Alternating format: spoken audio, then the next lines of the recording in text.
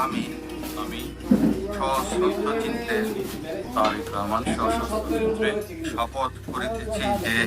শপথ করিতেছি যে আমি আইন অনুযায়ী সরকারের প্রধানমন্ত্রী পদের কর্তব্য বিশ্বস্ততার সহিত পালন করিব। বিশ্বস্তার সহিত পালন করিব। আমি বাংলাদেশের প্রতি অকৃত্রিম বিশ্বাস ও আনুগত্য পোষণ করিব। আমি সংবিধানের রক্ষণ সমর্থন ও নিরাপত্তা বিধান করিব। আমি ভীতি বা অনুগ্রহ অনুরাগ বা বিরাগের বশবর্তী না হই।